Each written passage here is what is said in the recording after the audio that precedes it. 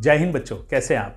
तो इस वीडियो में मैं आपको सिखाने जा रहा हूं कि वोकैब के ऊपर में आप किस तरह से इफेक्टिवली वर्क कर सकते हैं कि आपका जो एनडीए है या सीडीएस है वो बड़े आराम से क्रैक हो जाए। देखिए, होता क्या चीज़ है कि जब भी आप वर्ड और मीनिंग जब लर्न करते हैं तो 4 एंटोनियम्स और 4 सिनोनिम्स लर्न करते हैं, तो वो एंटोनियम सिनोनिम्स के आप डीप मीनिंग में नहीं जाते हैं। ध्यान दीजिएगा, डीप मीनिंग में नहीं जाते, जिससे आपको लगता है कि ये वर्ड है और इसके 4 सिनोनिम्स मतलब सिमिलर आंसर वाले हैं, 4 एंटोनिम्स सिमिलर आंसर वाले हैं। और ये क्वेश्चन जो है, इस तरह का जो तरीका है, जब क्वेश्चन पूछा जाता है फिलअप्स में, जहां पे कि एक सेंटेंस है, ब्लैंक है और 4 ऑप्शन है, वहां पे बड़ा मुश्किल होता है आपको करेक्ट आंसर ढूंढना, क्योंकि आपने तो सिनोनिम्स में चारों वर्ड्स को एक साथ पढ़े थे। अब लगता है कि भाई चारों के चारों फिट होगा।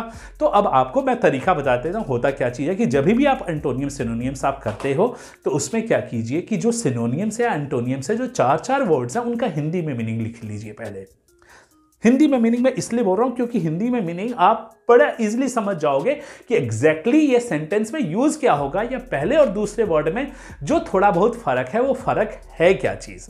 तो हिंदी में मीनिंग ढूंढिए, उसके बाद में आप उनको विजुअलाइज कीजिए। उसके बाद आप उनको इजीली विजुअलाइज कीजिए।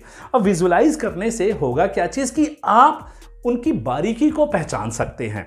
ठीक है, फॉर एग्जाम्पल जैसे एक वर्ड मैंने बोला ह्यूमिलिटी। अब ह्यूमिलिटी में तो आपने विनम्रता तो पढ़ी है, लेकिन ह्यूमिलिटी का एग्जैक्टली मतलब क्या होता है कि एक इंसान जो कद में काफी बड़ा हो, अचीवमेंट में काफी बड़ा हो, लेकिन उसका गुरूर ना हो और वो हमेशा अपने आप को सामान्य दिखाता हो, तो ऐसे इंसान को ह्यूमिलिटी बोलते हैं, ऐसे कर्म को ह्यूमिलिटी बोलते हैं। समझ में आ गया, ये तरीका है। तो आप क्या करेंगे, उन वर्ड्स को एक बार मेमोराइज कीजिए, पिक्टोरियल मेथड से जाइए कि वो तरीका क्या है। फिर उसके बाद में आप क्वेश्चन कुछ फिल इन द ब्लैंक्स के अटेम्प्ट कीजिए। फॉर एग्जांपल जैसे यहाँ पे ये क्वेश्चन है, फिल इन द ब्लैंक्स का सेंटेंस है, एक ब्लैंक है, 4 ऑप्शन ढूंढने हैं।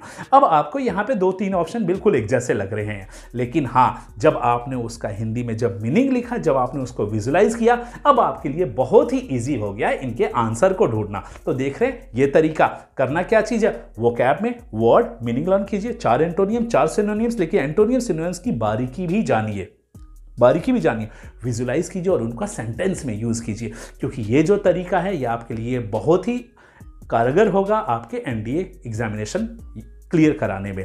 क्योंकि आपके पेपर में, ध्यान दीजिए, वोकैब डिफिकल्ट नहीं होता, वर्ड डिफिकल्ट नहीं होता। एनडीए 2022 में आपने देखा था वर्ड डिफिकल्ट नहीं था, ऑप्शंस डिफिकल्ट थे। ठीक है, तो वहां पे आपको एक एक वर्ड के मीनिंग को बड़े इजीली समझ में आना चाहिए। तो ये तरीका है। अगर आप इस तरीके से पढ़ना चाहते हैं तो इस चैनल डिफेंस सारथी को सब्सक्राइब कीजिए, जहां पे मैं 6 o'clock क्लास ले रहा हूं, जहां पे इसी तरीके के ऊपर मैं काम कर रहा हूं। जय हिंद।